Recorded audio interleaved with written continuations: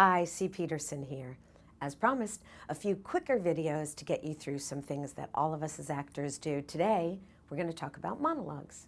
I actually work a lot privately as a coach with people who are preparing audition material, and they're like, what do? I need monologues.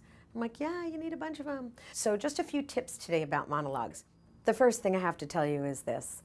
It's kind of a lot like losing weight. We all want a magic pill, but there isn't one. I'm sorry, it's work. To find a good monologue, the simple answer is you need to look for monologues. So you can pay someone to do it. There are people in New York, I know for sure, who that's really their main business. They just provide monologues for people. I do provide monologues for my students, but it's a lot of work, and it's not something I would want to do for everybody. And quite honestly, I think it's something that you really should be doing on your own, which means that you're reading. And all of us actors should really be reading a lot anyway, especially good material. So I will just differentiate a few things. For those of you who are high school students looking to audition into a BFA or conservatory program, your rules are going to be a little stricter and a little tighter than for the rest of us. So actors out there, especially if you're adults like me and you're looking for monologues, you can use almost anything as source material. Magazine articles, movies, plays, television. But if you're that high school student who's looking to get into that program, it's a little tougher for you because your playing range is smaller. You have to do something that's age appropriate, and there just aren't that many roles and that much material that's out there for you. What also makes it tougher is that you're going to be required to find your monologue from a published play. But there's something good about that all of us can benefit from. If you are someone who's looking for an audition piece, a monologue from a play, here's the thing that you need to consider doing. First, start with the thing that you do not have my permission to do ever. I know you want to get your monologue from all of those monologue books out there and all of those monologue websites out there, but don't. First of all, everyone else is doing the same thing, which means that you're going into a wider pool of competition. The way you're perceived at an audition is relative anyway, but why make it relative to someone else doing the exact same thing that you are doing? So you can look at monologue websites and go through monologue books for monologues, but here's what you should do. If you find something you like, go get that play and read it to see if there's something else in there that can be used as a monologue that didn't appear as obvious to the people who put together the monologue book that you're looking at. Here's what happens sometimes. There's a character who is like a non-stop train.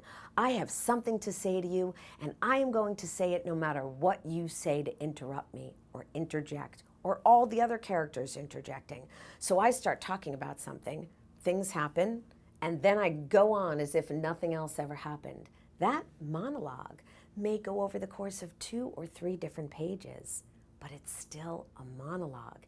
It's harder to find, it takes a little more creativity to put it together, and sometimes a tiny little bit of editing license to put it together, but it's a totally legitimate thing to do, and it will give you a monologue that other people won't have.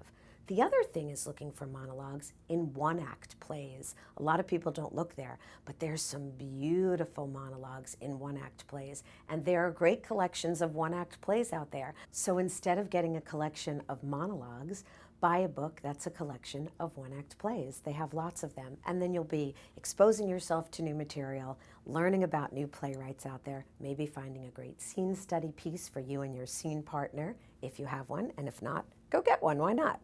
And also maybe finding a monologue that nobody else is using.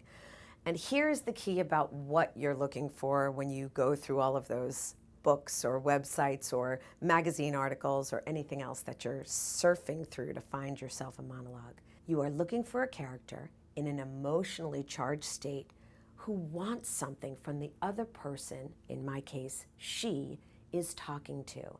What you'll find in a lot of monologue books, and if you have one on the shelf, go get one right now and you'll see what I'm talking about. Or open up a monologue website and you'll see what I'm talking about. What you'll often get is somebody telling a story. The monologue is narrative. I am relating a story of when I was a little girl. When I was a little girl, my mother took me to the fair, and I had my first experience with stilt walkers and jugglers, and I knew then that I wanted to be a circus performer.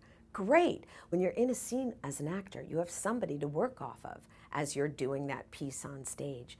But as a monologue, you're working alone. It's different from acting because you have to make it look like you're working with someone else when no one is physically in the room with you. And that's the challenge about a monologue. It's a contrived experience and it takes some different skill.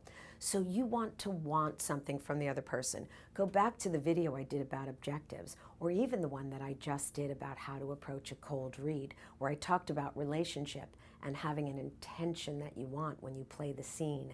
You must have an intention with every part of the monologue. And if all I'm doing is telling you a story and recalling something, then my intention and my action can only be to tell, to remember, to reminisce. But that's not an action that drives me. I want to be persuading, convincing, cajoling, mesmerizing, other verbs like that. And that comes from choosing something where the character is in a highly charged state and must get the other character to know something, do something, change something, not just listen to you tell a story about something that happened in the past. So make sure that it has action. Make sure that you are looking for it in a variety of places, including being willing to piece together a monologue that doesn't look like one at first glance because it's not a huge chunk of text, but it actually is a monologue because the character is on like a train, just one train, refusing to be taken off that journey. Also, by looking at one act, make sure that you get that good monologue, that it has that action, and that then you break it down and commit to it using the techniques that I've talked about in the other videos, or some of the great books that are out there that explain how to work on a monologue well. As always, I hope all your auditions go well. I wish you break a leg, and if you want to be in touch with me for any reason, you know how to reach me, c@cpeterson.com or c@cloudsandawaffle.com. Both of those are emails that will reach me.